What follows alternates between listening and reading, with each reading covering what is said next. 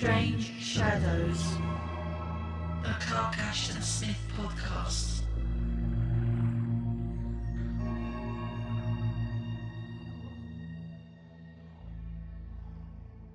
With no other light than that of the 4 diminutive moons of Xiccarph, each in a different phase, but all decrescent, Tiglari had crossed the bottomless swamp of Zorm, wherein no reptile dwelt and no dragon descended, but where the pitch-black ooze was alive with continual heavings and writhings. He had carefully avoided the high causey of white corundum that spanned the fen, and had threaded his way with infinite peril from isle to sedgy isle that shuddered gelatinously beneath him. When he reached the solid shore and the shelter of the palm-tall rushes, he was equally careful to avoid the pale porphyry stairs that wound heavenward through dizzy, nadir-cleaving chasms and along glassy scarps to the ever-mysterious and terrible house of Maldweb. The causey and the stairs were guarded by those that he did not wish to meet, the silent, colossal iron servitors of Maldweb, whose arms ended in long crescent blades of tempered steel, which were raised in implacable scything against any who came hither without their master's permission. Greetings, folks, and welcome to Season 4, Episode 10 of Strange Shadows, the Clark Ashton Smith podcast. And today we're going to Xiccarph, the hissing jungles of Xiccarph, I guess you would say. I'm one of your hosts, Tim Mendes. And I'm the other one, Rob Hoyton. Our reader there was Matt Sanderson of the Good Friends of Jackson Elias podcast. Matt dropped into the Gilman house recently for a chat, and you can have a listen to that on the latest episode of the Innsmouth Book Club. So, Xiccarph, yes, a new setting. And this is the first, I think there was only 2 stories set on Xiccarph, both involving the same character, of course. Indeed. Yes, indeed. And I think I read them both very early into my Smith reading, because I think they were both included in Lost Worlds Volume 1. Yes. I could be wrong. Yeah, well, I had them in a book called Xiccarph, which was Ballantine, 1972. And that had the Xiccarph stories and the Martian stories as well. I think some poems and stuff as well, with that lovely old sort of 70s type cover on it. Yeah, I think mine were Panther. I think I had the Panthers. Yeah. Again, with the great cover artwork. Oh, yes. Yeah. I love the artwork in them Panther ones, because I had the Hyperborea one, the 2 Lost Worlds volumes, and one of the others, and I can't remember. It's down there somewhere. Out of Space and Time, I think, was that one? Possibly, yeah, that might have been it. Yeah, or Genius Loci. Genius Loci, yeah, with the Bruce Pennington cover. That's the one. Yeah. Yes. It's a great picture, that, yeah. Anyway, before we get into all that interplanetary goodness, just a reminder again that, well, we're a month away, just a month away, hasn't time flown, from the Smith Circle Conference in Auburn, January the 10th. Our good friend Niels is organising that, and that's a day of Clark Ashton Smithery, and includes such august guests as S.T. Joshi, Ron Hilger, Skinner, Cody Goodfellow, and many others. And there's an exhibit of Smith's art as well. As usual, of course, we'll put the link up to that in the show notes below. I believe you got some musical news, sir, as well. Indeed, yeah. I've got another new video went up the other day, which is a live performance taken at Whitby Abbey at Halloween. So, yeah, you can find that on the Grooving in Green YouTube channel. And, yeah, I believe you've been doing some, moving your little figures about and rolling dice and all that. Yeah, that's not my annual accounts. That's the wargaming stuff. Yeah, I'm pleased to announce the publication of my first set ever of wargame rules. We Want the Gold. It's a fantasy skirmish game, basically combining tabletop with a bit of RPG, where players form factions and the game master pits them against each other in various scenarios. So that's available now. You can get it direct or on Amazon and Wargames Vault. And I'll put the link below. We've got some videos up as well that run through the basics of the game. Nice. And I'm going to be speaking about RPGs in particular a little bit later on, because I've got another potential project for next year. But we'll get into that once we've read the story, because this is a very D&D story, isn't it? It really is. It does. It is very much like a D&D campaign. If this hasn't inspired lots of D&D campaigns, I'll be incredibly surprised because it's textbook, isn't it? Absolutely, absolutely. Actually, it actually reminded me of some of the. Do you remember the fighting fantasy books? Oh yeah, yeah, the Steve Jackson and all that. Yeah, it reminded me of the plots of them. It was very much like that. Yeah. You know, flowers are nipping at your heels and shanks. What do you do? Do you turn to page 63? Well, we shall have a little dungeon delve later on then, I think. Yeah. Let's Nice. shall we start with the publication history? I believe this is another Torturous one. torturous, shall we say? God, yeah. They've certainly given me lots of work of the last 2 episodes. But yes, it was originally titled The Maze of Mooldweb, spelled Mool. And Smith first submitted it to Weird Tales, where, right, as you would probably predict, rejected it. He rejected it for being too poetic and finely phrased. Oh, for fuck's sake! Too poetic. For fuck. Yeah. Absolutely madness, isn't it? So Smith next, he took a punt. Because obviously he doesn't really want to kind of Gerds back at this point because of the problems with the last one. So he took a punt at Argosy, which was a magazine founded in 1882 as the Golden Argosy, and it was originally targeted at children, but changed in 1888, year of the Ripper, to be sorry.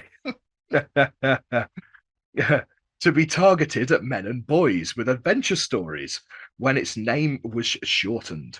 Interestingly, in 1896, Frank Munsey, the founder of the magazine, started using cheap pulp paper, making it the first pulp magazine. Oh, that's interesting. Because you obviously we know that term comes from the paper used. So I'm thinking back to like the Penny Dreadfuls and all that kind of thing. I wonder what sort of paper they were on then. I think this is because it's a magazine as opposed to they were more of a pamphlet. Right. I think that's going to be the difference there.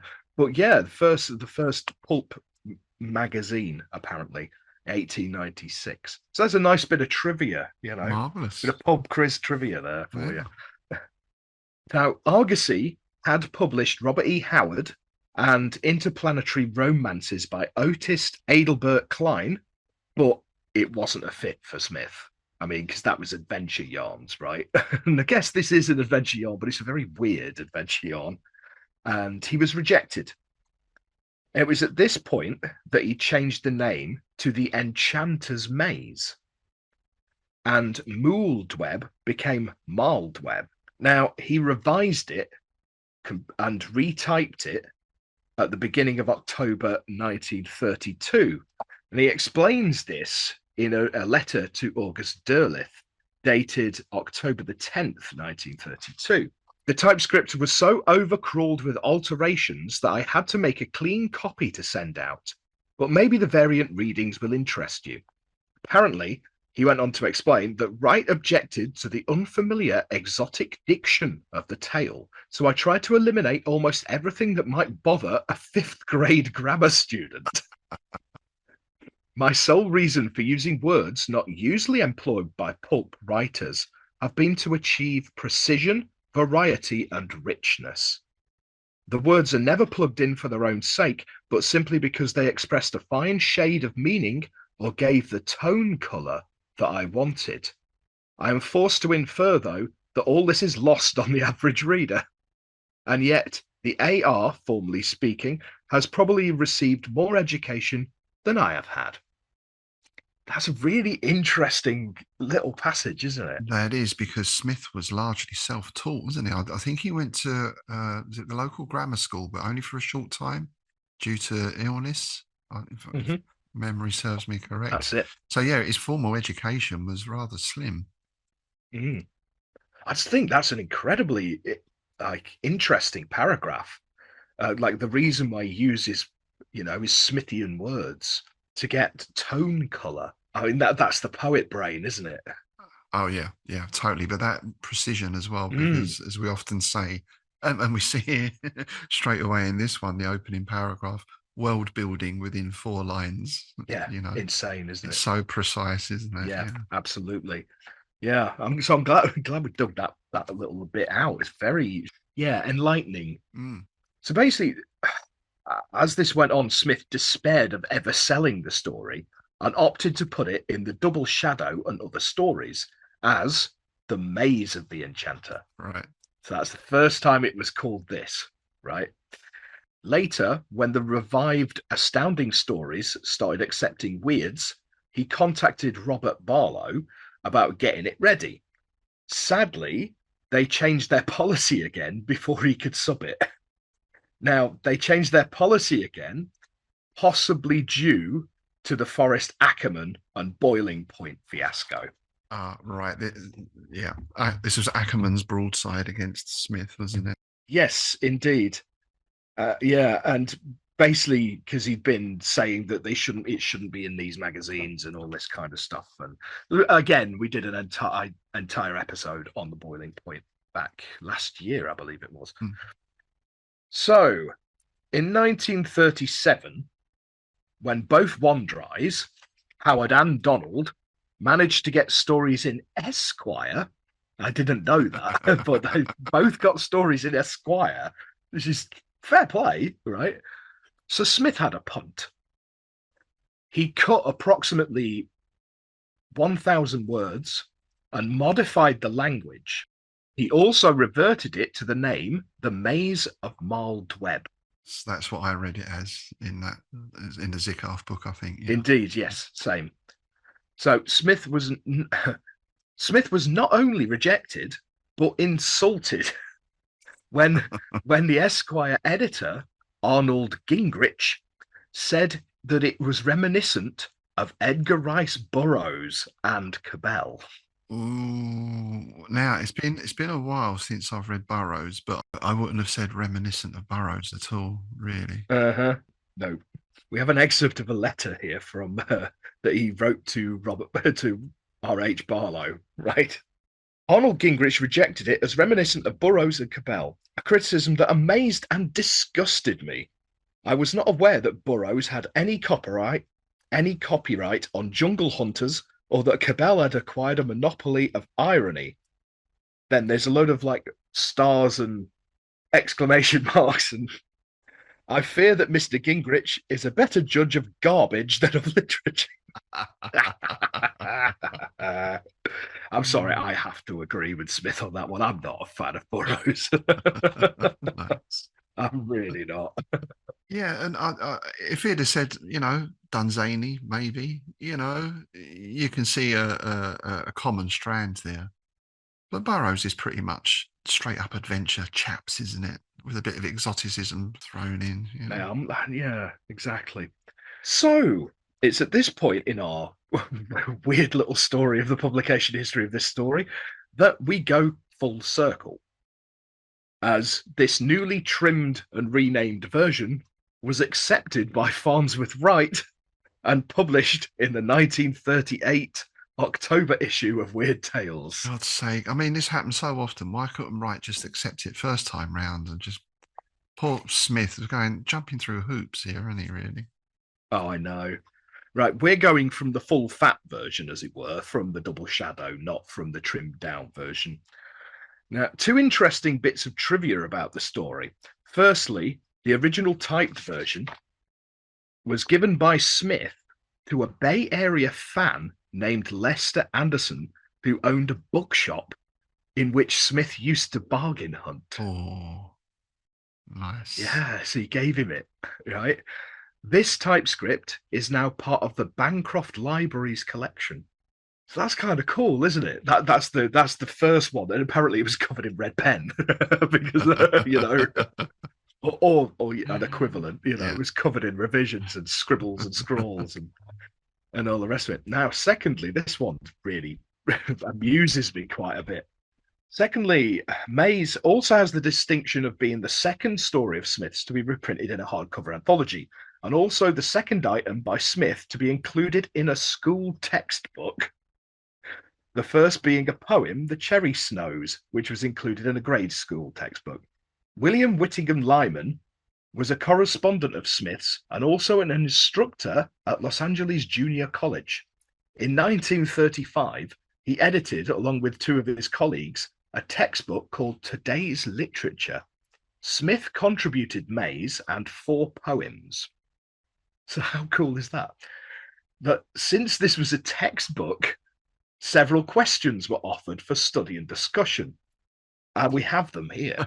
Oh, that's brilliant. That's brilliant. So the questions first, right? So these are the questions for your students to answer after reading it.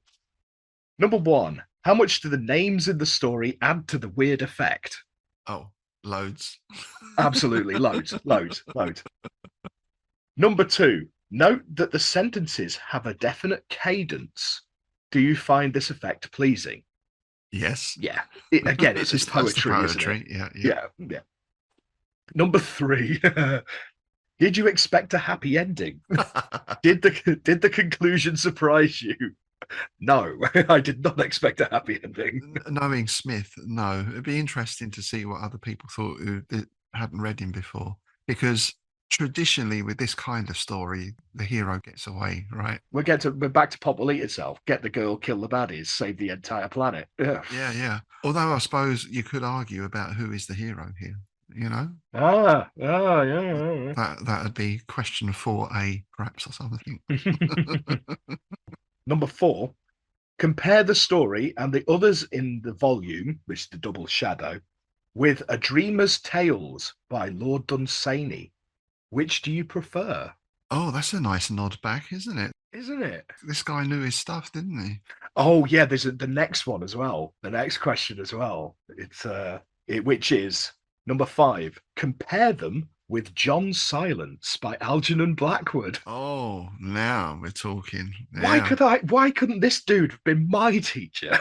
I know. I'm thinking, well, to be fair, we did do some interesting stuff. We did Conan Doyle, Sherlock Holmes, and then things like Look Back in Anger. I remember doing. The thing I enjoyed the most was Marlowe's Faustus. We did that as a play. That was good. Shakespeare, yeah, you know. Yeah, I was quite lucky in that regard as well. My teacher let me do my coursework on the Henry James is the Turn of the Screw. Oh, nice. Oh, yeah, because I threw a wobbler about the other choices. It's like, well, here you go. Here's like the entire list that you can do it from. Pick something. Right, I'm doing that. Oh, that's good. Yeah. That's good. Oh, yeah. Number 6 is, what other writers of terror stories do you know? Right, but then after that, you've got 2 more, right, for themes of discussion. So this is great. Number 1, the modern literature of terror. Yeah, that had been a great discussion. And number 2, the intellectual or moral value of the terror story. Wow, they sound like panels we could put on. I know. If only we did some sort of literary festival or something where we could put panels on. Perhaps we'll just steal those for next year. Yeah, the intellectual moral value of the horror story. That's fucking great. How old were these kids? What did you say? Junior college? I'm not sure what age that. Yeah, junior college. No idea. I mean, juniors here will be up to like sort of 11 or 12, wouldn't it? But yeah, but their college is like our university, isn't it? Yes, maybe 17, 18 kind of thing, or maybe even a little bit older. Maybe 6th form or college. Yeah, it sounds more in keeping, doesn't it? Doesn't it? Yeah, so 6th form college, I would say, maybe. Well, I'd have loved to have been doing that at A level. Yeah, exactly. Yeah. And, you know, in a sense, they were in a golden age for horror and terror. Oh, yeah.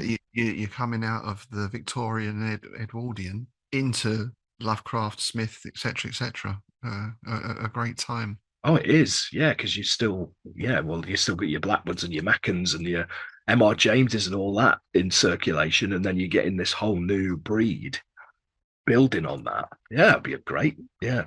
So, yeah, that amused me greatly. Just this thought of these like kids in a classroom, like talking about Clark Ashton Smith. Brilliant.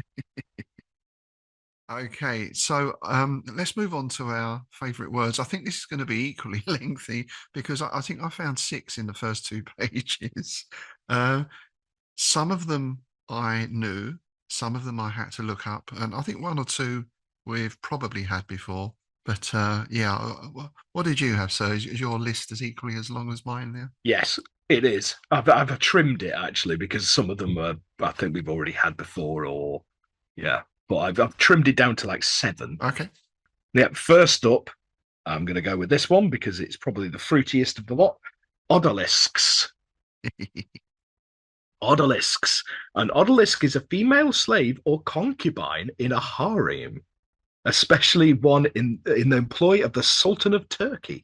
Yes, I believe it's a French version of a Turkish word. Yes, indeed.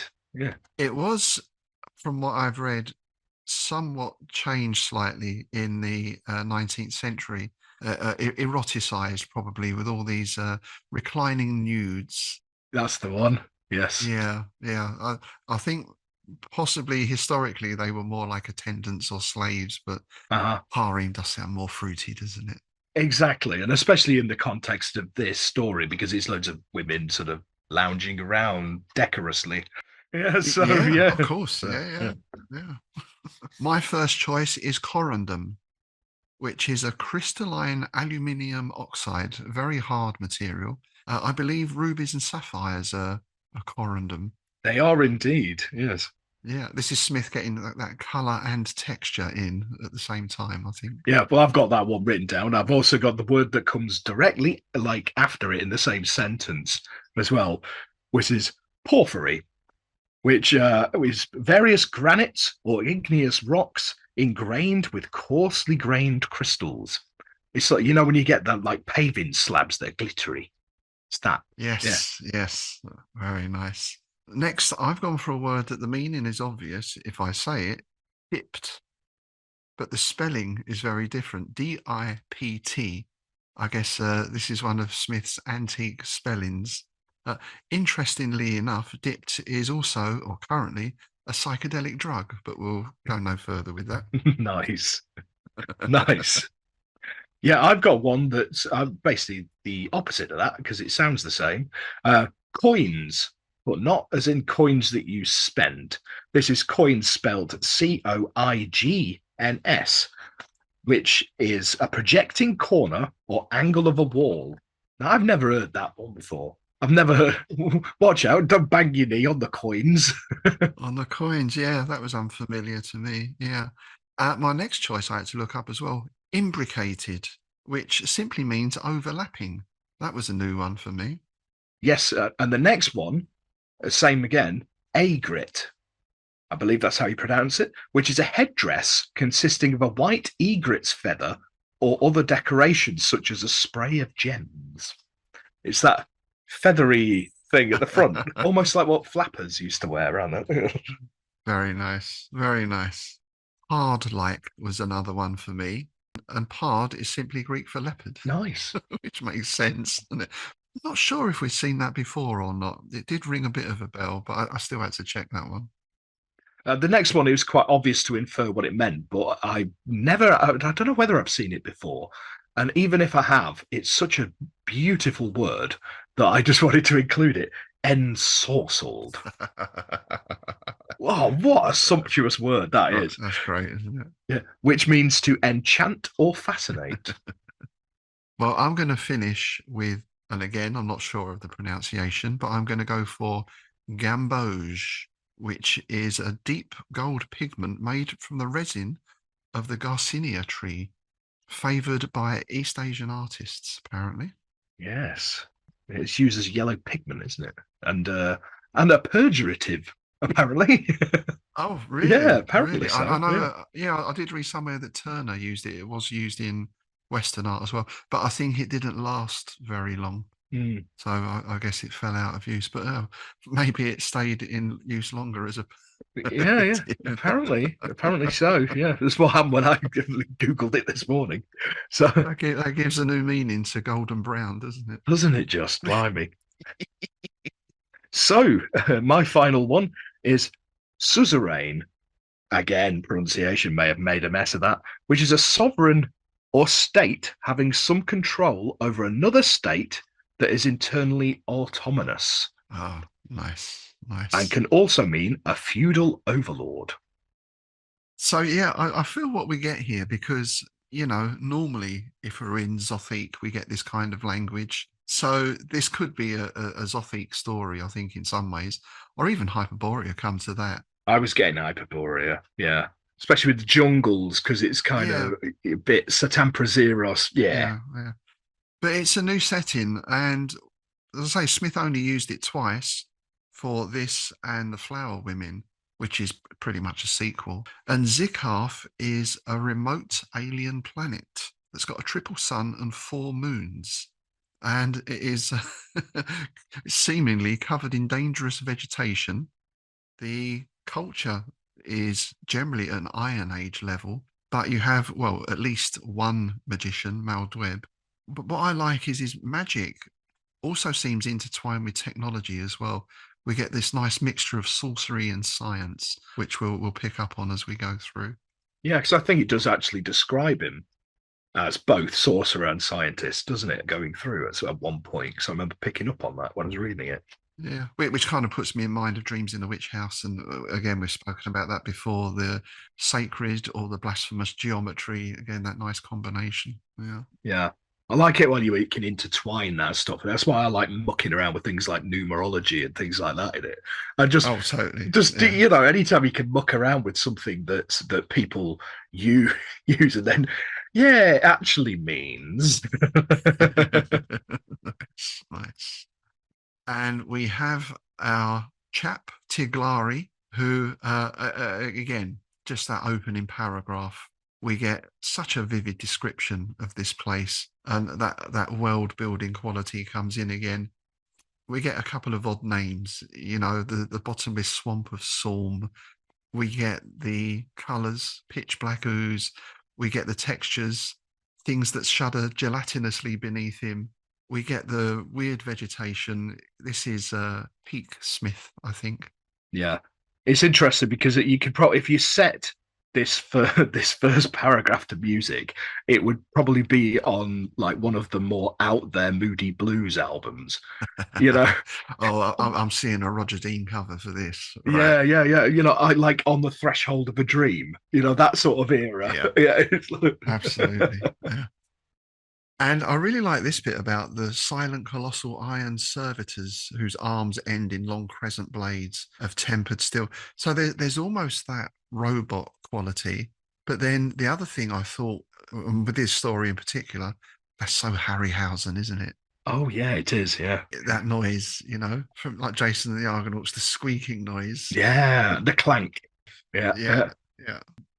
And we very quickly learn after this that not only is Tiglari naked, he has smeared his body from crown to head with the juice of a jungle plant repugnant to all the fauna of Xiccarph. So he's put some thought into this. Yeah, because the jungles are apparently home to ferocious ape-like creatures that roamed at will through the cliff-hung gardens and halls of the tyrant. So yeah, you can just picture it, can't you? It's so visual, this whole thing. Yes, very cinematic again, very evocative. Yeah. And we learn that Maldweb is this tyrant ruler, sorcerer, and he has a habit of luring, kidnapping, taking women into his tower, into his mansion, and they're never seen again. And anyone who goes in after them, looking for them, is also never seen again. And we learn, of course, that that's why Tiglari is here. He's coming in to rescue Athlay. Though what I then liked was, you might think, Tiglari and Athlay, there's this big love story, this big romance. But he's just one of a number of suitors sort of wooing her. And she seems to be quite indifferent to him, really. Yeah. Well, I love some of Smith's language here, because he says, he's got his needle-sharp knife dipped in the poison of vipers, and many before Tiglari with the same noble dream of tyrannicide. The noble dream of tyrannicide. Oh, well, there's your album title, all right, with the Roger Dean cover. There you go. So straight away for this, for me, we're in quite familiar territory in terms of it puts me in mind of Robert E. Howard, Tower of the Elephant. We can think of Dunsany, Horde of the Gibberlins, those kind of stories. And then leading on from this, Farford and the Grey Mouser, Fritz Lieber. And of course, I think the big influence here is on Jack Vance and his Dying Earth series. I was going to say, yeah. And here we get this connection between the magic and science. Here it was rumoured, with no human aid, the half-demoniac sorcerer and scientist had carved the more lofty pinnacles of the old mountain into walls, cupolas, and turrets, and had levelled a great space about them. This space he had covered immediately with loamy soil produced by magic, and therein he had planted curious baneful trees from outlying worlds beyond the sons of Xiccarph, together with flowers that might have been those of some teeming and exuberant hell. So the soil is produced by magic, but then he's gone to other planets to get these alien trees. It's an interesting mix, isn't it? Isn't it? Yeah. I love here because this is some great vegetation. This is some proper Smithian vegetation we've got going on here, haven't we? The trees of Maldweb appeared to gather and conspire against him beyond the flowers. Some arose with the sinuous towering of plumed pythons, of aigretted dragons, others crouched with radiating limbs that were like the hairy members of colossal arachnidons. They seemed to close in upon Tigleri with stealthy motion. They waved their frightful darts of thorn, their scythe-like leaves. They blotted the full moons with webs of arabesque menace. They reared from interminably coiling roots behind mammoth foliages that resembled an array of interlocking shields. Nice. This is where Smith excels, isn't it? Because we've got those stories of Venus, Zothic Hybora, but even Averoigne, a very terrestrial, you might say mundane in a sense, forest. He still imbues that with a sense of menace. And here, the menace here is turned up to 11, isn't it, on this? I like this because the trees themselves they're basically an adversary. They're almost like an army, that this sort of allusions to shields interlocking. It's almost like centurions, isn't it? And all that kind of thing, right? Yeah. That's very true. Yeah, and we get mention of the maze, the titular maze here as well. Indeed. Much of this latter vegetation, according to myth, had been trained and topiarized in the form of an almost infinite labyrinth, balefully ingenious, from which egress was impossible. A maze that concealed in its windings the most fatal and atrocious traps, the most unpredictable dooms invented by the malign Daedalus. Now, Daedalus, from Greek myth, was a skilled architect, and it was he who designed and built the labyrinth that housed the Minotaur in, I think it was Crete, wasn't it? Wasn't it on the island of Crete, I think? Yeah. He was also the father of Icarus, who came to a somewhat, I don't know if sticky end's the word, but he came to an end. Fiery end? Yeah. A splat. Splat, yeah. So I like the way Smith does this as well. He builds on Greek myth. He drops a lot of those references in, but then at the same time puts it in this totally alien landscape, and it fits. We have a lovely line here. Armed phalanx of vegetable monstrosities. Only Smith can make vegetables sound scary, right? Yeah, I know. Damn it. Yeah, it's talent, isn't it? You imagine. Oh, you know what I would love if we had a time machine, right? Go back to Smith and ask him to describe a visit to a supermarket. The broccoli. Can you imagine? The looming assembled hordes of steel menaces on rickety casters. Oh dear, he's been to Aldi and St. Neots then. Yeah, exactly. And here's where we get that backstory about Maldweb, taking ever the fairest from among the maidens of the planet Xiccarph, and no palace of the walled towns or savage outland cave was exempt from his unknown scrutiny. He had chosen no less than 50 girls during the 3 decades of his tyranny, and these, forsaking their lovers and kinsfolk voluntarily, lest the wrath of Maldweb should descend upon them, had gone one by one to the mountain citadel and were lost behind its cryptic walls. So this is a bit like the old, I don't know if it's a myth or not, the Dwight de Seigneur, isn't it? Mm, The local baron or whatever he is gets his pick even on their wedding day kind of trope. yeah. So I suppose in a lot of ways that's quite, even then, quite a common trope, quite an old trope going back probably medieval times, really. Yeah. And it's in lots of movies, isn't it? Hammer and stuff like that. Rescue the princess, basically, isn't it? Basically, Mal Dweb will be played by Vincent Price. That one. Oh, I will take her. But then we do get, I think this is Smith's little spin on it, right? Because, yeah, in a normal story, there'd be star-crossed young lovers, betrothed since a young age. But we get this. Tiglari had poured before Athlay the uncouth adoration of his heart and the barbaric spoils of the chase. But having many rivals, was still unsure of her favour. Cool as a river lily and no less impartial, she had accepted his worship and that of the others, among whom the warrior Mocair was perhaps the most formidable. So it's just one of the suitors, as we said. Mm. Presumably, maybe he's hoping that if he rescues her, that will tip the balance in his favour. Perhaps that's his motivation here. Poured the uncouth adoration of his heart. In modern times, he'd have shown her a dick pic. That's basically what he's saying. Uncouth adorations of his. Do you want some of this, darling? I think that is the barbaric spoils of the chase. It is basically come back and dropped a lion's head outside her door. That's it. Get him off. I bought you this. Oh, Jesus. So, yeah, it seems that Mocair also had the same idea and has gone before him. And of course, we're going to bump into him later on, in a sense.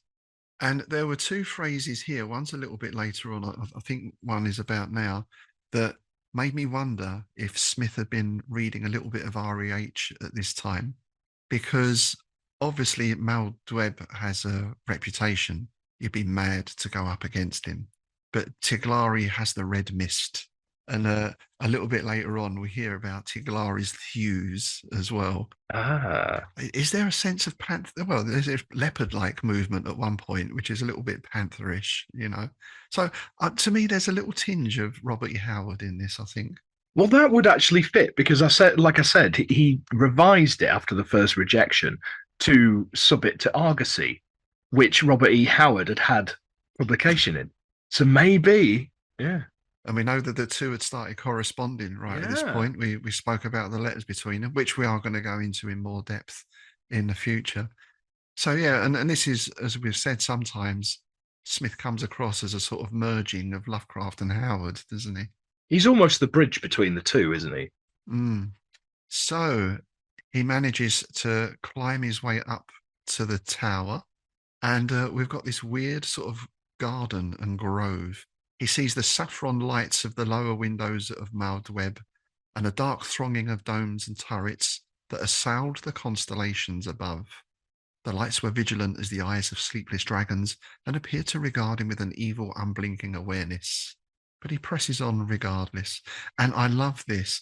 Before him was an open lawn covered with a queer grass that squirmed like innumerable worms beneath his bare feet. That's a really striking image. It is, and it also elicited a shudder of memory of when I was a kid, and I'd gone camping, right? As you did as a kid, right? You were camping holidays, so like Scarborough, something like that. And I'd woke up in the night and needed a Jimmy Riddle, so I crept out the tent, and it must have been raining. But when I went to bed, it was a balmy summer's eve, right? So I didn't bother putting any shoes on or anything. It was just it's toilet blocks only, right there. I'll just pad over. It's fine. But it had been raining, and that feeling of wet grass between the toes is quite unnerving. It's almost like seaweed when you go in the sea. You know, it's like a bit like that. It's a bit like. Oh yeah. I get the seaweed one definitely. Yeah, if I can't see what I'm walking on, then that unnerves me. Yeah. And this is where we get the first appearance of the apish monsters. Certain large and shadowy animals, which he took for the apish monsters of Mal Dweb, went by him in the gloom. They were hairy and uncouth with sloping heads. Some of them ran in four-footed fashion, while others maintained the half-erect posture of anthropoids.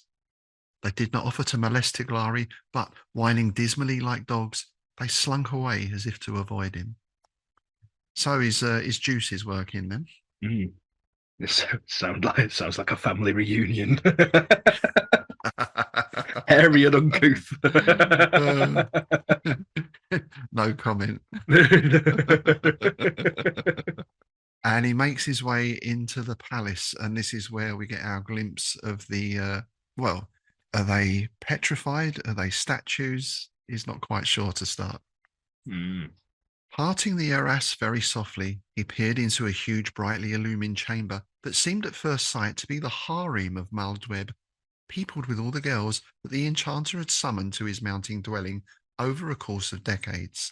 In fact, it seemed that there were many hundreds leaning or recumbent on ornate couches or standing in attitudes of languor or terror. Greatly did he marvel at the number of the women and the utter stillness with which they maintained their various postures. There was no lifting nor falling of eyelids, no dropping of hands, no curving nor opening of lips. They were like images of living, subtly painted marble or goddesses that slept in some enchanted hall of eternity. Now, you, like me, are a fan of a certain film that goes by the name of Carry On Up the Khyber. Now, did you not get images of that scene when they're on the run? You've got Roy Castle, Charles Hawtrey, Terry Scott, and Peter Butterworth. Yeah. And they're on the run and they break in and there's all the concubines and the harem. Yes, absolutely. Now you mention that. Yeah. The other thing it put me in mind of course, was the Medusa, the legend of Medusa. Indeed, yes. And I do remember, I'm not sure that it was a Robert E. Howard original story. It might have been an L. Sprague de Camp or even perhaps a Roy Thomas one. I think it was called Black Tears, where Conan goes into this hall and it's full of statues like this. Very similar kind of Medusa sort of story. I don't know that one. That which would indicate it was a Sprague de Camp or Lynn Carter. Yeah. It was in one of the Savage Sword of Conans, I think, or one of those. So it probably was. It was definitely an adaptation. I don't think it was a Howard, but it was a pretty good story for all that. Right. So he has to go across this chamber, which of course he does, though somewhat nervously. At the further end, he came to a second double arras, slightly parted and revealing only shadow beyond. Peering through, he beheld a twilight chamber illuminated dimly by two censers that gave forth a party-coloured glow and a red fume as of vapouring blood. The censers were set on lofty tripods in the far corners, facing each other. Between them, beneath a canopy of some dark and smouldering stuff, with fringes braided like a woman's hair, was a couch of nocturnal purples, with a valance of silver birds that fought against golden snakes. On the couch in sober garments, a man reclined as if weary or asleep. Now, if I was running a Dungeons and Dragons game, that is exactly the sort of description you want in your scenario to read out to the players. That's textbook D&D. And of course, Smith's marvellous use of colour in there as well. Yeah. I mean, the whole thing, I mean, each paragraph, you could just put sort of like at the end of each paragraph, what do you do? Turn to page 57. Yeah, exactly. It does. I do wonder that Final Fantasy and fighting fantasy things. That yeah, this could, in my head, have been one of the inspirations because it could be so easy to adapt to that kind of structure. And again, this puts me in mind of Howard. I think the Tower of the Elephant, but also Rogues in the House. And we get another perhaps little sideways reference to that in a bit as well. That's a story where Conan has to go into the priest's house, the Red Priest, in order to kill him, and various things happen. Yeah. But yeah, again, that same sort of feel. Someone who shouldn't be there, sneaking round, semi-naked or almost naked, armed with a dagger, creeping about. Indeed. Creeping about. Well, I mean, the whole setup of Xiccarph really does remind me of the Comorium jungles and things like that. And so by extrapolation from that, really does bring to mind Fafhrd the Grey Mouser. Yes. Yeah. So he's pretty sure the guy on the couch is Maldweb, who seems to be in some sort of trance or in a deep slumber.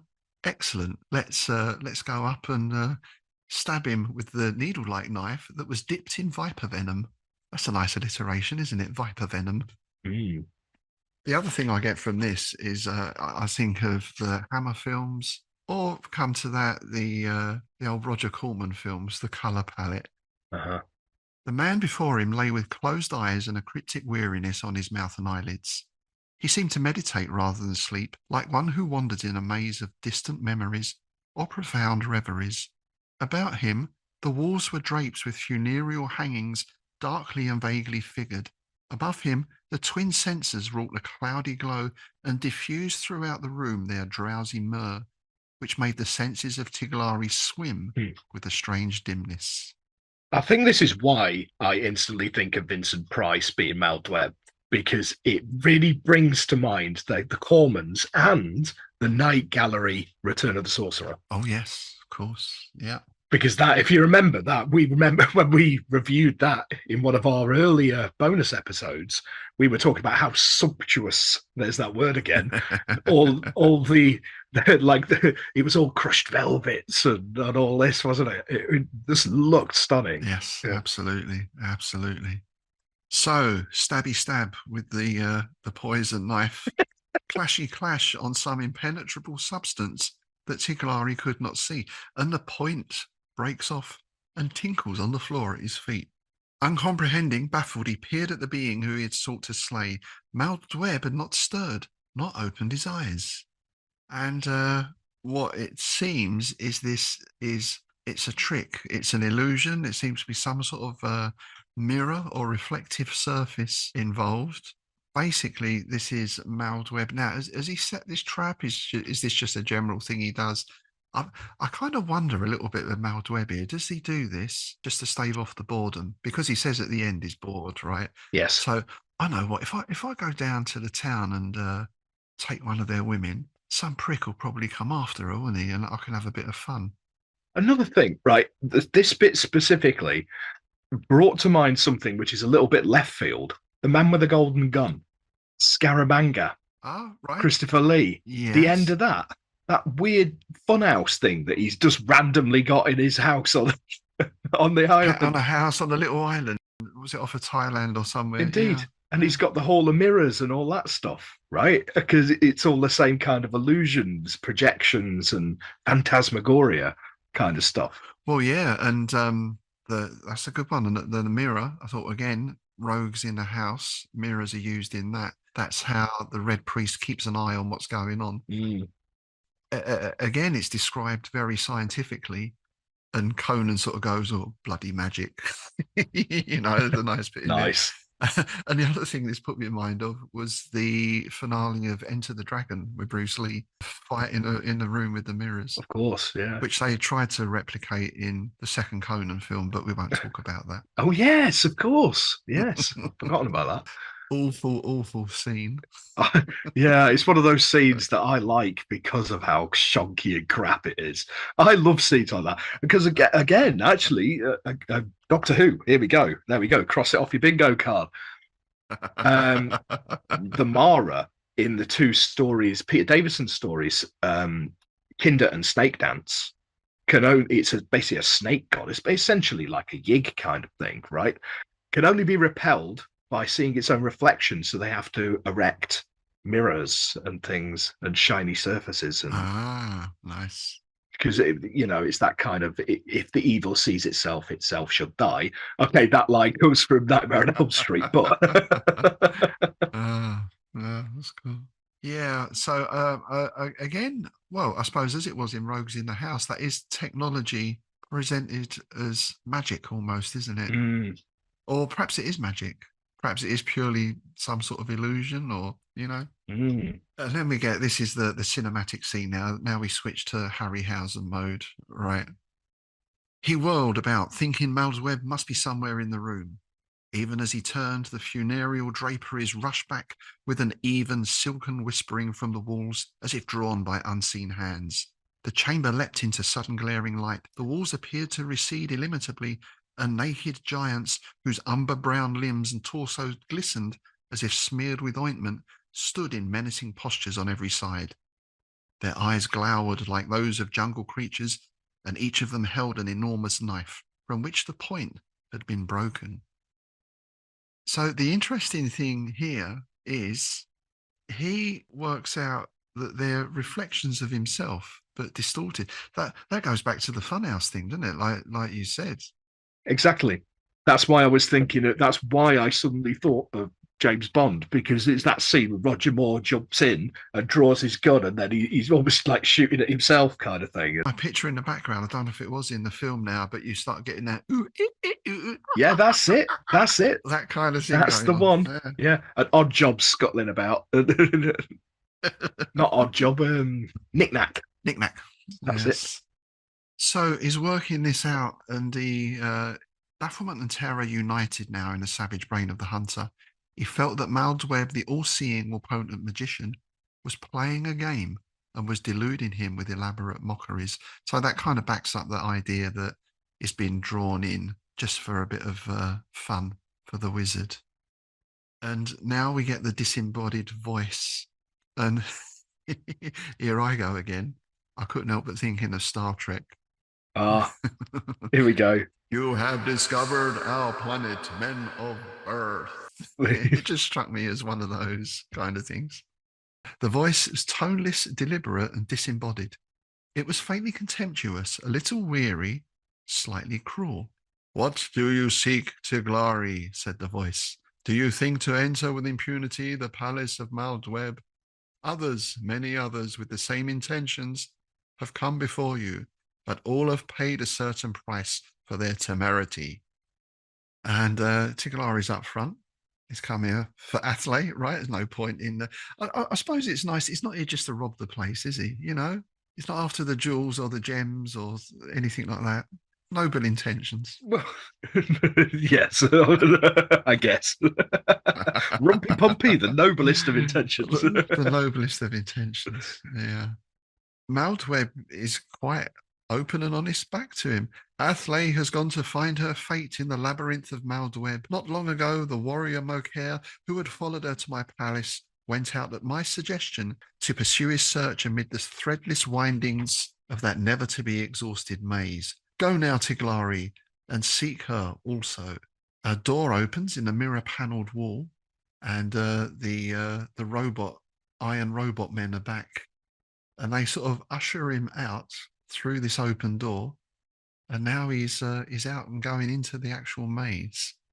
So there's no, Maldweb could just kill him, could just do anything with him now, but no, let's let my little game run its course. Rats in a maze kind of thing. Yeah. Well, it's sport, isn't it?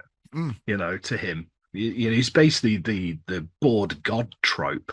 Yes, which again is quite Star Trek-y, right? Oh, yeah. Star Trek, Doctor Who, yeah. The Squire of Gothos, for example, is basically a spoilt little kid. Yeah, the celestial toy maker in Doctor Who, and things like that. Yeah. We get one of my favourite phrases of the whole story coming up here. There were quaintly turned estrades pillared with slim and antique trees, latticed with the drolly peering faces of extravagant orchids that led the seeker to hidden, surprising bowers of goblinry. I want to see a bower of goblinry. I want to know what that looks like. Nice. I'd love to go somewhere and you see a little sign that says bowers of goblinry this way. Yeah. Like Black Gang Chine on the island. Yeah, Black Gang Chine. Yeah. Yeah. Oh, there's some superb phrases in this one. There really is. Glowing globular fruits, baroque arches, and arcades of foliage. It's all incredibly poetic. So, yeah, too poetic and finely phrased. Shut up, Farnsworth, right? I mean, what if Farnsworth wanted? There were some trees, and the brambles grabbed at him as he went past, and they had twisted roots. I mean, This is such top-notch stuff that someone who edits a magazine called Weird Tales could reject that is just beyond belief, really, isn't it? Yeah. And what I like, this is typical Smith again, right? It kind of starts out, it's a bit ooh, and it gets more and more ooh as you go in. The further you go in, the worse it gets. He came to eerie pools alight with the coiling and wreathing witch fires in dim arboreal grottos. Greenish bloated hands as of dead men appeared to lit from the changing films of phosphorescence. And once he thought that he beheld the drowning face of Athley, he plunged into the shallow pool, but found only fetid slime and a swollen, nauseous thing that squirmed slowly beneath his touch. He's engaging all the senses now because we've had the visual, now we've got the touch, and you've also get like some weird auditory stuff here as well, don't you? Answered only by remote derisive echoes or by the dolorous howling of some unseen beast that have become lost in the maze of Maldweb. Dolorous howling. Isn't it? That's a goth band. Yes. But also that's not one of Maldweb's monsters. That's something that's lost in there as well. That's quite grim as well, isn't it? Yeah. Who knows what the heck was wandering around in there, you know? And he gets a feeling that he's got no real choice about where he's going now. That his every step is predestined and dictated. And you almost get the feeling like the maze is shifting to take him a certain way. You know, you go through a gap and you turn around and the hedges move across a bit. Yeah. What was that Lovecraft story? I believe it was one of his revisions. Was it Walls of Eryx?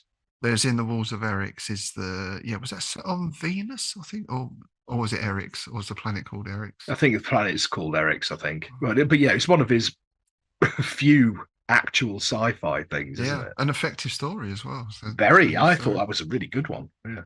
Living parasitic mosses of crimson crawled on vegetable monsters that swelled and bloated behind the columns of accursed pavilions. So I like that idea. There's little follies and buildings in here as well, like little sort of temple groves and all that sort of thing. And I suppose that goes back to the Greek myth again, or the Greek idea. It has a bit of that sort of Greek feel about it, but everything is distorted and bloated and, well, kind of dead looking, really. I like to hope that they've all got names, these specific little regions and places. You know, like you get video games and stuff like that, but also like Red Dwarf, the one where they land in Rimard's subconscious. So you've got the Swamp of Despair, the Forest of Worthlessness. Yeah. Well, that's your, which I should know, living in Bedford, your John Bunyan stuff, right? Ah, yeah, of course. The Slough of Despond and all that. I've actually been there. The place that he based the Slough of Despond on, and yeah, well, I mean, most of Bedford is 4 o'clock on a Wednesday afternoon, to be honest. You know. Yeah, and continuing with that auditory theme, we get also brazen voices and bells and gongs. Can't quite make out the words that are being said, but is drawn eventually to a curious pavement of sombre onyx, oblong and wholly surrounded, except on the side of his approach, by enormous flowers with fluted bronze-like stems and great leaning bells that seem to be the mottled heads of bestial chimeras yawning to disclose their carmine throats. We've also got a lovely thing here, because he's on about like basically a portcullis of cacti. That's cool, isn't it? I just love that image for some reason. You know, that's yeah, it's inventive, isn't it? You know. Well, that is the natural fortification method, isn't it, really? Of course. Brambles, cacti, all that sort of stuff. Yeah, if you want to protect somewhere, put up a big briar patch or your bramble fence and all that. Well, you go out into the countryside and go to any manor house, right? Yeah. Pretty much any. You walk around the perimeter of it. It's always brambles, nettles, basically hawthorn, basically anything that could do you a mischief. Oh, and we should mention as well that one of those ape-like creatures comes charging past him. A dark, savage creature, sleek and glistening like a wet otter, as if it had bathed in one of the hidden pools. And that just rushes past him, totally ignores him, and goes off. And of course, we're going to find out who or what that is in a short time. So he walks into this paved area, And these strange flowers now bend down towards him. They lean and tilt toward him till the carmine mouths of the blossoms were close about his knees, like a circle of fawning monsters. Nearer they came, almost touching him. From their thick lips a clear, hueless liquid, dripping slowly at first and then running in little rills, descended on his feet and ankles and shanks. Indescribably, his flesh crawled beneath it. Then there was a peculiar passing numbness, then a furious stinging like the bites of innumerable insects. And he starts to change. He's starting to change into one of these apes. Something I was struck by here was the use of the word shanks, because that's something you don't see a lot. Except next to Armitage. Armitage, yes, but like, because I remember as a kid, because obviously I spent a lot of my youth with my grandparents, and they were of that generation. So anybody who was tall, they would call longshanks. Longshanks, yeah, yeah. It's something you don't really hear anymore. Who was the famous guy? Was it Edward Longshanks? Or something? Yes. Was he one of the? I can't remember exactly who he was now. I'm sure someone out there will remind us. I don't know if that was one of the kings or was he? It was. Yeah. It was. It was the Scottish that called him Longshanks. Oh, right. Right. Yeah. And one of the best uses of the word Longshanks, again, is in Doctor Who, the Time Warrior, with John Pertwee, when the robber baron describes John Pertwee as the Longshanks knave with a mighty nose. A mighty nose. So you have a mighty nose. Well, I thought that was a perfect description of John Pertwee. Tall bloke with a big nose. Yeah, exactly. He's got a big ooter. So he's in this predicament. He's flailing around. He can't get out. And now he hears the startled cry of a woman. And here we get that idea of the maze moving again, because part of it seems to open to reveal 50 feet away on the same level as the onyx pavement, an elliptic dais or low altar of moon-white stone, at whose centre the maiden Athlay, emerging from the labyrinth on a raised walk of porphyry, had paused in an attitude of wonder. Before her, in the claws of an immense marble lizard that reared above the dais, a great circular mirror of steely metal was held upright. And she, of course, looks in the mirror, which she can't help feeling is probably a bit of a mistake. Mm-hmm. And indeed, as she looks, this internal incandescent flame leaps out from the mirror, enveloping and transfixing the maiden. When the dimness cleared away in swirling blots of sultry colour, he saw that Athlay, in a pose of statuesque rigidity, was still regarding the mirror with startled eyes. So this is the secret of how the women are paralysed, petrified, turned into statues. Are they living still? I guess there's a horrible thing to ponder. Something else which is horrible to ponder, it's quite grim implication, really. If they've all gone through this process of going through the maze, finding this mirror, staring into it, becoming frozen, right? This means that Mal Dweb, the dirty old lech, must have come and collected them at some point, taken them into his room and posed them decorously, like dolls kind of thing. Yeah. Oh, yeah. It's a big doll's house. Oh, there's a strange thought. He gets his servitors to move around. Perhaps he gets them to change their positions every now. Put that one there now and bring this one here. And... Yeah, exactly. Yeah. Oh, yeah. That is creepy. Yeah. Isn't it? And speak of the Deeble now. Now he pops up. The Mal. Speak of the Dweeble. The Mal Dweeble. The voice is back. The maiden Athlay, announced the voice in solemn and portentous tones, has beheld herself in the mirror of eternity and has passed forever beyond the changes and corruptions of time. The mirror of eternity. That's another Star Trek sounding thing to me. Yeah, I was going to say, you should put loads of reverb on that. Mirror of eternity. But, our man has got his own things to worry about. He's being turned into a hairy ape, pretty much all the way up to his neck now.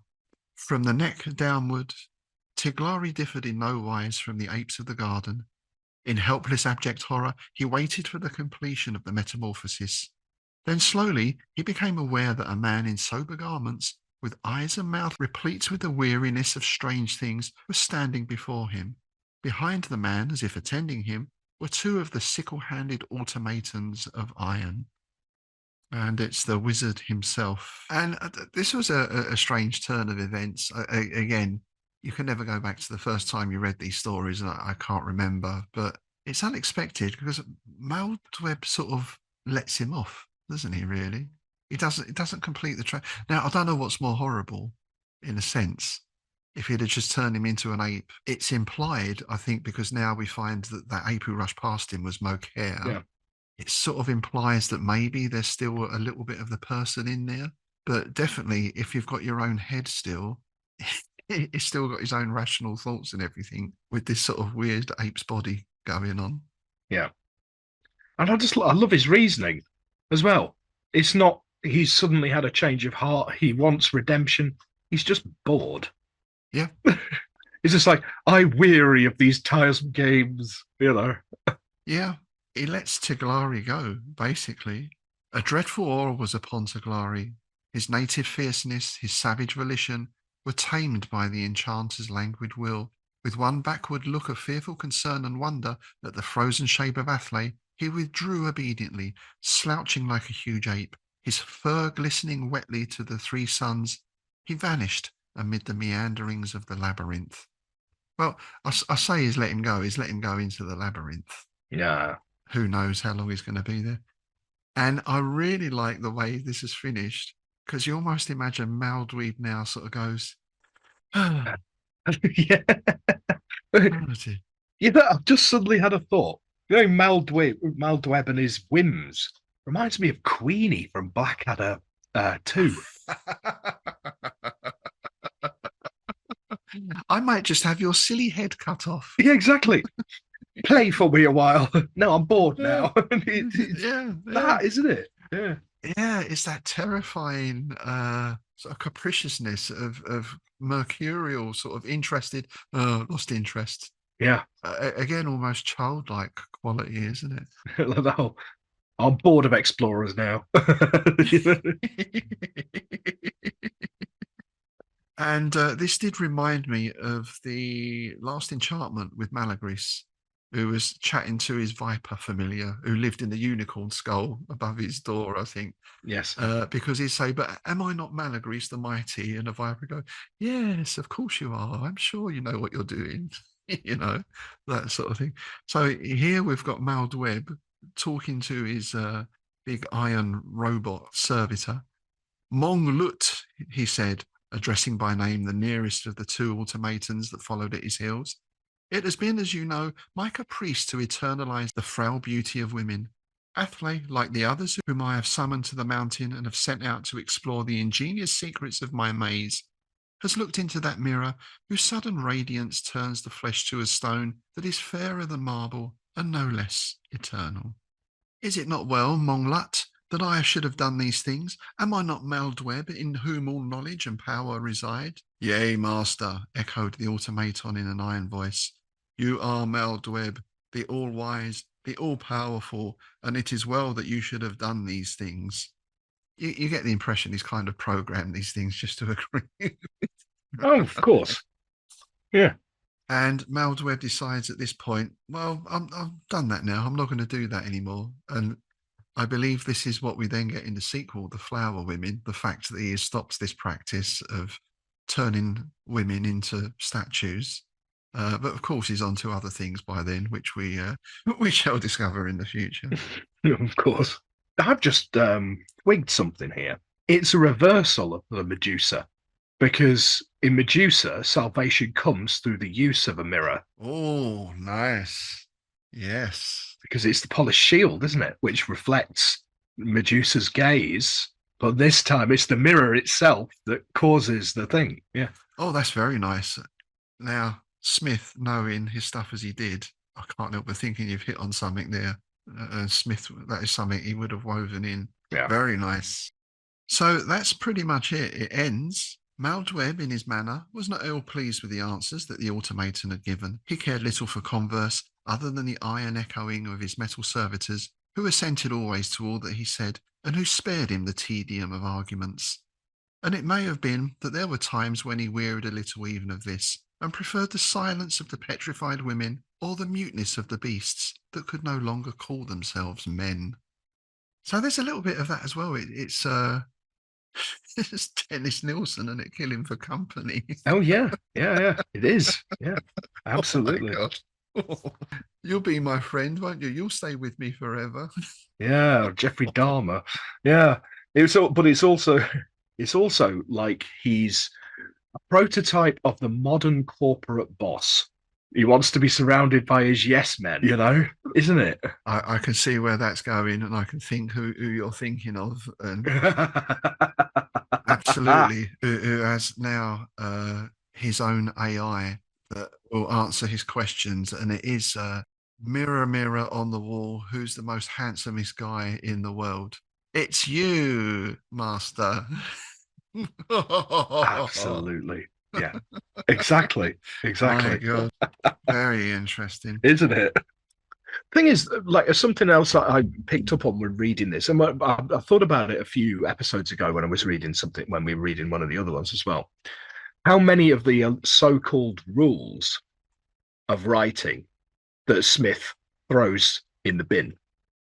You must have been online and seen these people who, of rules of writing that every author should abide by, and I always stick two fingers up to them. Oh. And it's always things like, don't alliterate, don't don't use adverbs, always say he said, she said, she said, all this crap. Just use said or says rather than he emoted or he growled or it's crap, and Smith throws all of them in the bin because he's guilty of all of them, and that's one of the things that makes his writing so evocative to me.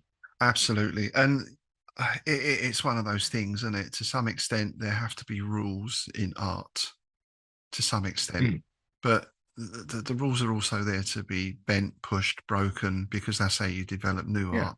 Otherwise you end up with you're not allowed to deviate from what has gone before. So if you're writing poetry or you're doing a painting, you have to have this type of composition, you have to have a tiger in the corner, all that kind of thing, I suppose originality is a difficult thing to get, but you're certainly not going to get it just by copying. I mean, look at bands. We're both musicians, right?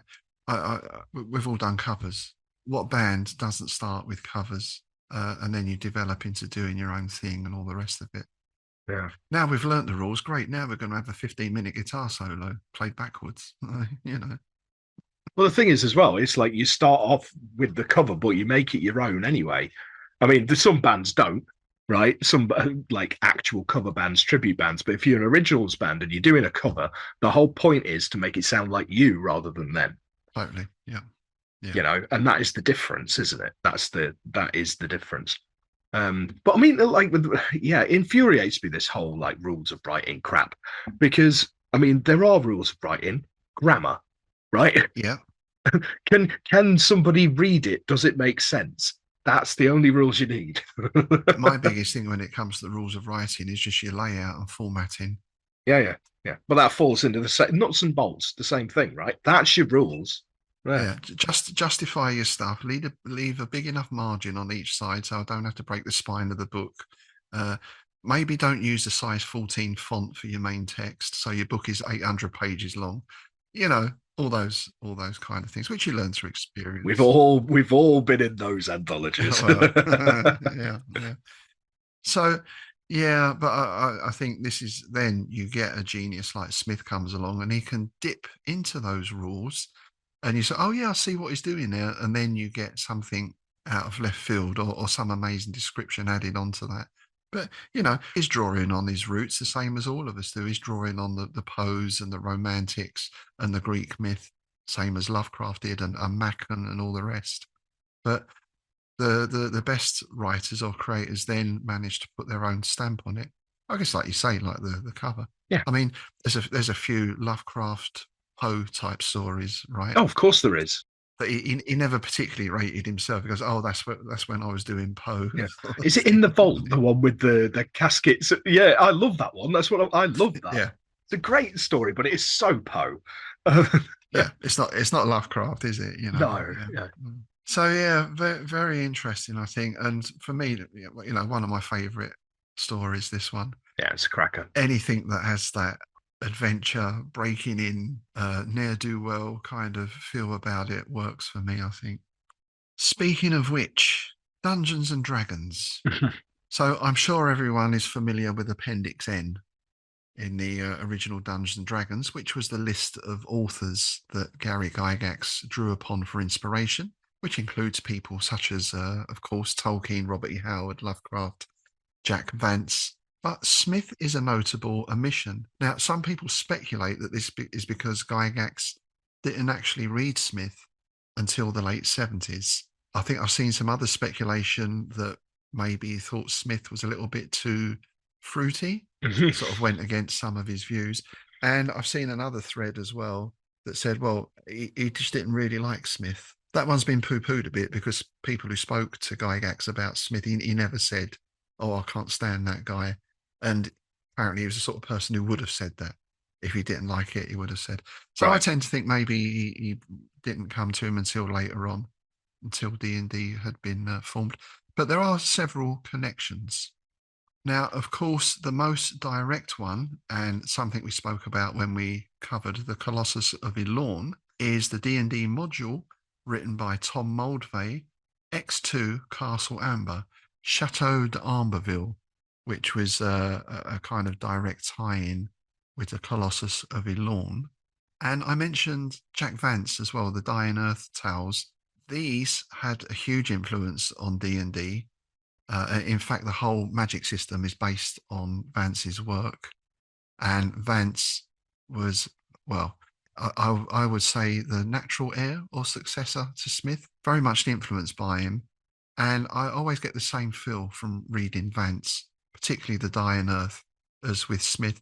Not quite up to the master's level, but very good writing nonetheless. Yeah, I've not read a lot of Vance. He's one of those authors that I keep meaning to go back and reading, but I've just never got round to it. Yeah, they're very nice stories. Well, I think the problem we'd have is they're mostly novellas and novels rather than short stories. They're very episodic. But if I can find something that will suit, I think we should, we'll cover it on the Innsmouth Book Club at some point. But having a little poke around the corners of the internet, I found a few other connections as well. This is from the Bushi SFF blog. Dragon Magazine issue 2. Now, Dragon Magazine was one of the first and leading RPG magazines back in the day. So, Dragon Magazine issue 2, there's an essay on spicing up dungeons, specifically by way of traps, written by none other than Joe Fisher, the guy whom Gygax credited as originating the Ranger class. Here, Fisher specifically name-drops Smith as an inspiration for a cool sort of trap. And the quote is, if you are having trouble finding new traps, go back to your sword and sorcery type books and you'll be surprised at how much usable material there is when one looks closely. For example, see Clark Ashton Smith's story, The Weird of a Vusel Wutherquan. That's where there's a cave full of gems, isn't it? And the Guardian sits on the shelf waiting for the thieves to come in and sort of swims across the gems and dissolves them, I believe, was the ultimate fate. Something like that. Can I just interject a public service announcement? Right, any listeners, if you're going to type in how to spice up your dungeon into Google, make sure you turn safe search on. Oh, sound advice, sir. Sound advice. Just when he said that, I was just like, oh, hi. And here's something else that I didn't know, I wasn't aware of, and now I want to see if I can find this. This is on the author DM Ritzlin's blog. The Complete Book of Necromancers by Steve Kurtz was released in the spring of 1995. Unlike all other second edition Advanced Dungeons and Dragons source books, the Complete Book of Necromancers explicitly admitted its inspiration from literary sources and encouraged players and DMs to do likewise. The first edition Dungeon Master's Guide had its Appendix N, which today is well known and even revered, but other than necromancers, there was nothing comparable in 2nd edition. Kurtz mentioned many authors throughout the book, but one name appeared far more frequently than any other. The archetypal necromancer was perhaps best captured in the short stories of Clark Ashton Smith. The decadent Matumuor and Sodosma from Empire of the Necromancers, powerful Vacham and his treacherous sons Volkal and Uldula from Necromancy in Nart, the vengeful Nathair from the Colossus of Ilorn, and finally the perverted Abnon Thar with his timid assistants Narghai and Vemba Sith from the Charnel god. All these vile and repugnant personalities serve to clearly illustrate the archetype at its lowest form. Nice. So, how was that not been on my radar? The complete book of necromancers. Oh no. Well, that sounds brilliant. I'm Yeah. so going onto eBay for that. I suspect because it's that old, it probably goes for a huge amount of money now. But I imagine so. You can probably find a PDF of it somewhere, but yeah, it's not the same, is it? no, I shall be delving in forbidden places for that, I think. Yeah. So this ties in with my gaming interest very much, because we mentioned we want the gold, where of course you can, if you wish, make up a party of necromancers as your faction to go digging around in unsavory places. But also next year, I want to get into writing more gaming stuff next year, and I was thinking of perhaps putting out some scenarios with a CAS type feel, maybe based on 1 or 2 short stories I've done. Particularly my one about the sunken temple, the temple to Sarthogua, would make a nice little dungeon, I think. So that's something I'm planning for next year. It'll probably take me another 3 years to get around to it, but plans are afoot. Nice.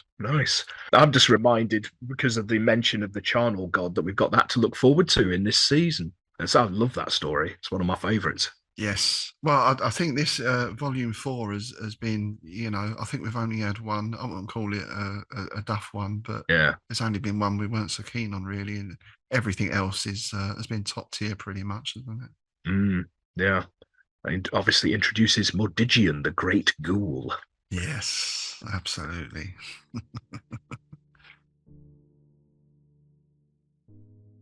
So, speaking of which, we've got the festive season coming up, of course. Speaking of Charnel gods, and, well, however you want to celebrate is up to you. There's no judgment here, of course. But we will be taking a short break. I imagine we'll get a Christmas reading or 2 up. Yeah. I've got things, as well as like ideas that we have massive lists of things for the Innsmouth Book Club. I also have an equally long list of ideas for little mini episodes, because I like to do them every now and then. And I've got got a load. I'll pick something out of that. Nice. I shall look forward to seeing that. I do enjoy those episodes, I have to say. Yeah. And then on our return in the new year, we're on to the next story, which is, I believe it's the 3rd episode of Vartek. Indeed it is. To give it its full title, the 3rd episode of Vartek, the story of the Princess Zulkais and the Prince Kalila. Wow. I don't know that I've read that before. I haven't.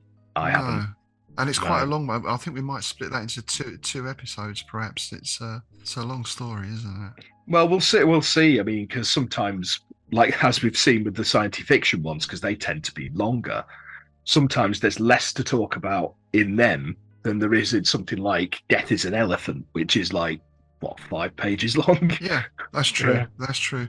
But I guess, of course, we'll look into the history of Vartek as well, and the original author and everything else. I'm sure we've mentioned before. I know it's come up before. Yes, we have. Volthoom's in this one as well, isn't it? Yeah. The Weaver in the Vaults, Dark Eidolon. Oh, lovely. Oh, yes. So there we are. Thank you very much for joining us today, folks. Thanks for supporting us across another year. The years just fly by, don't they? A special thanks, of course, to our subscribers on YouTube, our subscribers on Buzzsprout, and our patrons, of course, on Patreon. Just one thing I want to clarify, because we have had a couple of queries in. If you subscribe to us on Buzzsprout, you'll only get access to the bonus content for Strange Shadows. If you subscribe on Patreon, you get access to the bonus content for Strange Shadows and the Innsmouth Book Club, because we are able to place both on there. On Buzzsprout, we have to separate the two podcasts out. That's just the way Buzzsprout works. So just to clarify that. But however you choose to support the show, we're very grateful. And of course, you'll be getting your Christmas edition of Innsmouth News. That PDF will be landing in a couple of weeks if the Bayaki get cracking with the delivery. It's very busy at this time of year, as you can imagine. People are flocking in for the festival and all sorts of stuff is going on. And of course, you get free entry to the Innsmouth Literary Festival 2026, which is going to be taking place on the 19th of September next year. There's an exclusive. You heard it here first. Nice. We've got an exciting roster of guests and other events already in the pipeline. So looking forward to that. And just one last thing, a reminder that the Innsmouth Forum is now up and running, and we would be very grateful if you could send your comments, questions, corrections, bad jokes, rude jokes, anything else into that. If we could gather all those into one place, it would make our work easier. At the moment, we're still looking across Discord, YouTube, emails, etc., etc. So the Innsmouth Forum, it just takes a minute or two to register. And of course, as well as chat about the podcasts, there's all sorts of other topics and conversations going on there as well. All right, so wishing you a merry festive season. And with that, it's goodbye from me, Rob Poynton. And it's goodbye from me, Tim Mendes.